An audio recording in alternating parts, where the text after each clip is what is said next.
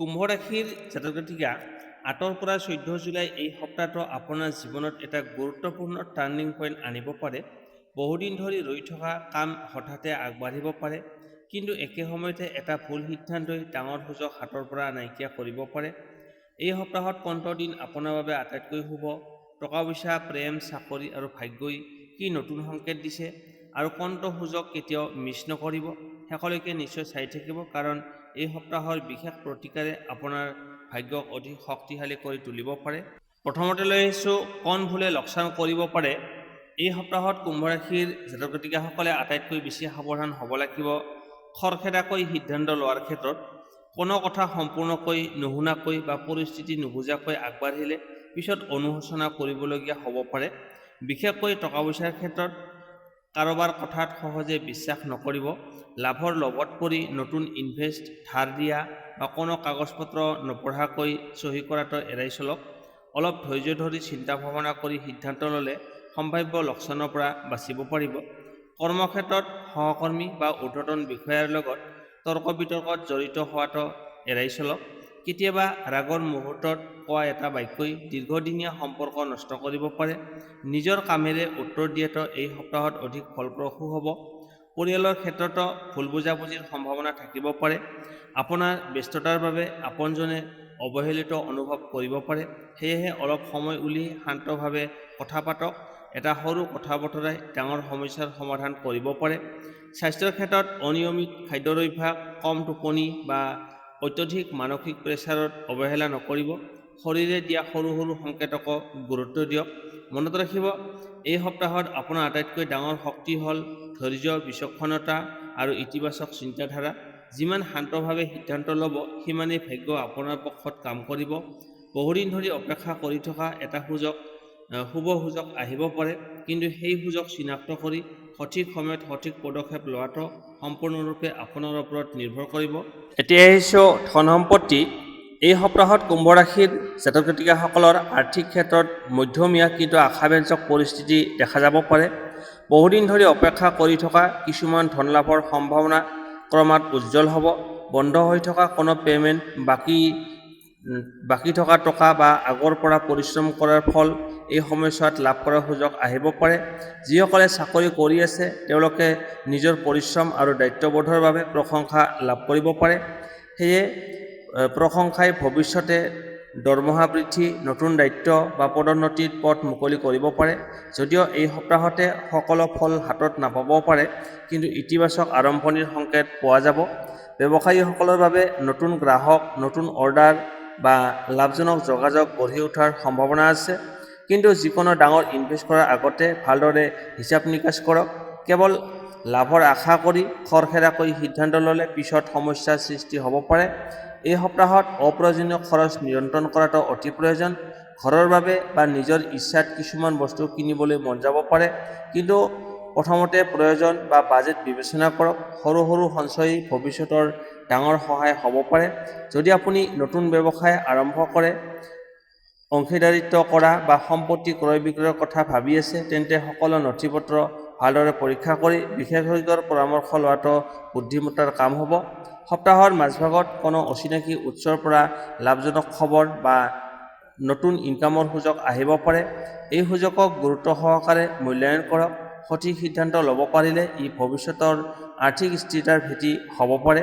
মুঠতে এই সপ্তাহত টকা পইচাৰ ক্ষেত্ৰত ভাগ্যই আপোনাক কিছুমান ভাল সুযোগ দিব পাৰে, কিন্তু সেই সুযোগৰ পূৰ্ণ লাভ পাবলৈ ধৈৰ্য, বিচক্ষণতা আৰু সঠিক পৰিকল্পনা অতি জৰুৰী। মনত ৰাখিব, উপাৰ্জন কৰাতকৈ উপাৰ্জিত ধন সঠিকভাৱে ব্যৱস্থাপনা কৰাটোৱেই এই সপ্তাহৰ মূল চাবিকাঠি। তাৰপিছত আহিছোঁ প্ৰেম আৰু দাম্পত্য জীৱন।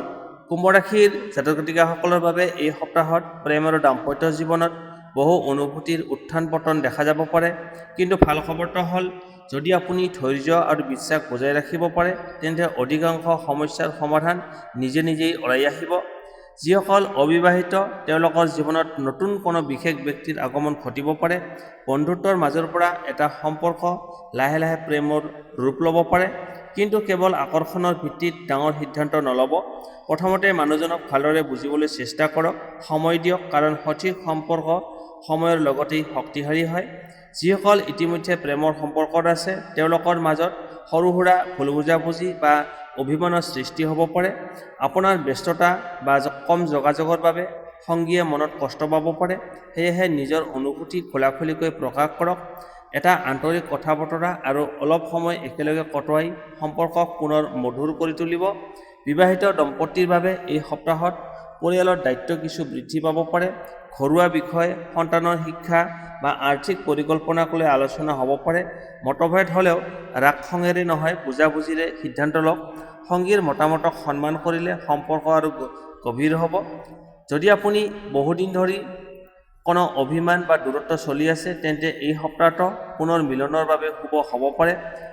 প্ৰথম পদক্ষেপ ল'বলৈ সংকোচ নকৰিব। কেতিয়াবা এটা ক্ষমা কৰিবা বা এটা আন্তৰিক হাঁহিয়েই বহুদিনৰ দূৰত্ব শেষ কৰি দিয়ে। এই সপ্তাহত তৃতীয় কোনো ব্যক্তিৰ কথাত বিশ্বাস কৰি নিজৰ সম্পৰ্কত সন্দেহ সৃষ্টি নকৰিব। সকলো কথা নিজে শুনক, নিজে বুজক। বিশ্বাসেই এই সপ্তাহত আপোনাৰ সম্পৰ্ক আটাইতকৈ ডাঙৰ শক্তি হ'ব। সপ্তাহৰ শেষৰ ফালে সংগীৰ সৈতে একেলগে সময় কটোৱা, সৰু ভ্ৰমণ বা পৰিয়ালৰ সৈতে আনন্দৰ মুহূৰ্ত কটোৱাৰ সুযোগ আহিব পাৰে। এই সময়বোৰ সম্পৰ্কক অধিক মজবুত কৰি তুলিব। মুঠতে প্ৰেম আৰু দাম্পত্য জীৱনৰ বাবে এই সপ্তাহৰ মূল মেছেজ হ'ল বিশ্বাস ৰাখক, ধৈৰ্য ধৰি কথা পাতক আৰু সৰু সুৰা অভিমানক ডাঙৰ সমস্যালৈ পৰিণত হ'ব নিদিব। আপোনাৰ মৰম, সন্মান আৰু আন্তৰিকতাই এই সপ্তাহত সম্পৰ্কক নতুন শক্তি আৰু সুখেৰে ভৰাই তুলিব পাৰে। এতিয়া আহিছোঁ কৰ্মজীৱন, চাকৰি আৰু ব্যৱসায়। কুম্ভ ৰাশিৰ জাতক জাতিকাসকলৰ বাবে এই সপ্তাহটো কৰ্মজীৱনত যথেষ্ট গুৰুত্বপূৰ্ণ হ'ব পাৰে। বহুদিন ধৰি কৰি অহা পৰিশ্ৰমৰ ফল লাহে লাহে দেখা যাব। যদিও সকলো কাম নিজৰ মন মতন নহ'ব পাৰে, তথাপিও ধৈৰ্য আৰু অধ্যৱসায়ে আপোনাক সফলতাৰ দিশলৈ আগুৱাই নিব। চাকৰিয়ালসকলৰ বাবে এই সপ্তাহত নতুন দায়িত্ব আহিব পাৰে। প্ৰথমতে এই দায়িত্ব কিছু কঠিন যেন লাগিলেও ইয়াক সফলভাৱে সম্পূৰ্ণ কৰিব পাৰিলে ঊৰ্ধ্বতন বিষয়াসকলৰ বিশ্বাস আৰু সন্মান দুয়োটা লাভ কৰিব। নিজৰ দক্ষতা দেখুৱাবলৈ এইটো এটা ভাল সুযোগ। সেয়েহে কোনো কামৰ পৰা পিছ হুহুকি নাযাব। যিসকলে নতুন চাকৰি বিচাৰি আছে তেওঁলোকৰ বাবে সপ্তাহটোৰ মাজভাগৰ পৰা ইতিবাচক খবৰ আহিব পাৰে। সাক্ষাৎকাৰ, আবেদন বা যোগাযোগৰ ক্ষেত্ৰত আগবাঢ়ি যাওক। পুৰণি কোনো পৰিচিত ব্যক্তিৰ সহায়ত নতুন সুযোগ লাভ কৰাৰ সম্ভাৱনা আছে। ব্যৱসায়ীসকলৰ বাবে এই সপ্তাহত বজাৰত নতুন সুযোগ দেখা দিব পাৰে।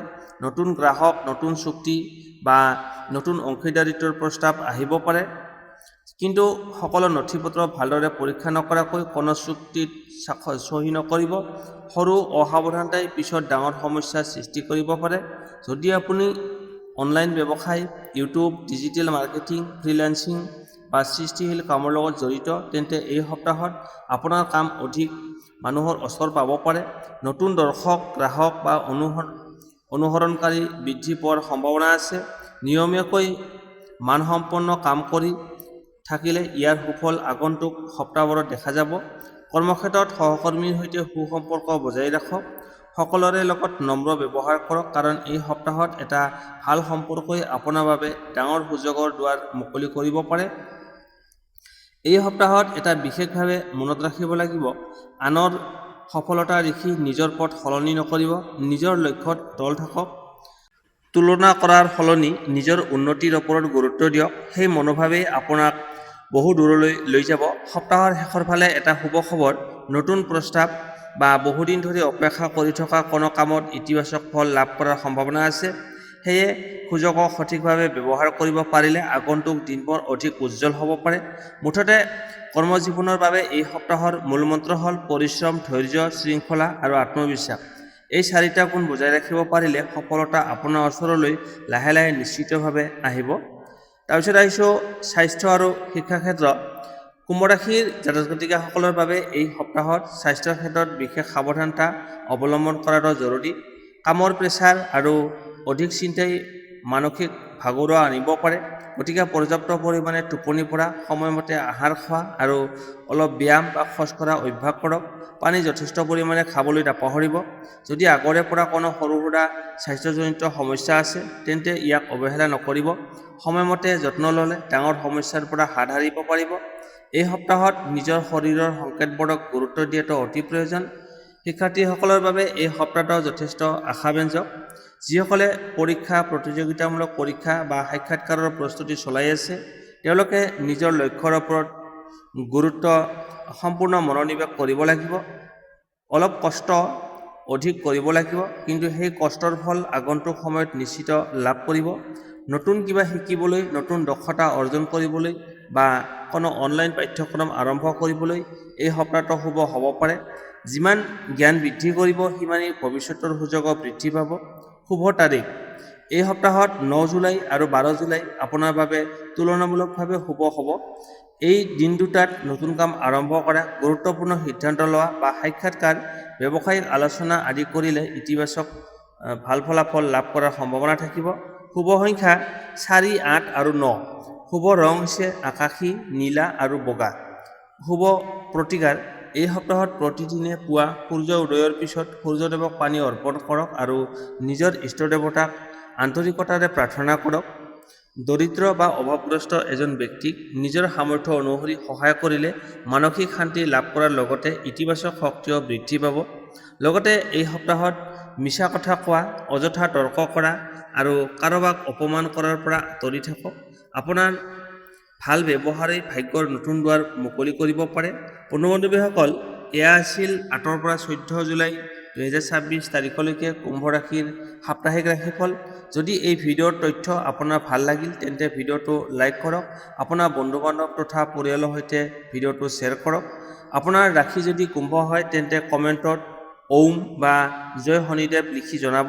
আপোনাৰ মতামত আৰু অভিজ্ঞতা নিশ্চয় শ্বেয়াৰ কৰিব। এনেধৰণৰ নিয়মীয়া ৰাশিফল, জ্যোতিষ তথ্য আৰু আধ্যাত্মিক বিষয়ে নতুন নতুন ভিডিঅ' পাই থাকিবলৈ আমাৰ চেনেলটো ছাবস্ক্ৰাইব কৰি বেল আইকনটো অন কৰি ৰাখিব। সকলোৰে জীৱনত সুখ, শান্তি, সুস্বাস্থ্য আৰু সফলতা বিৰাজ কৰক। পুনৰ লগ পাম আগন্তুক ভিডিঅ'ত। ধন্যবাদ।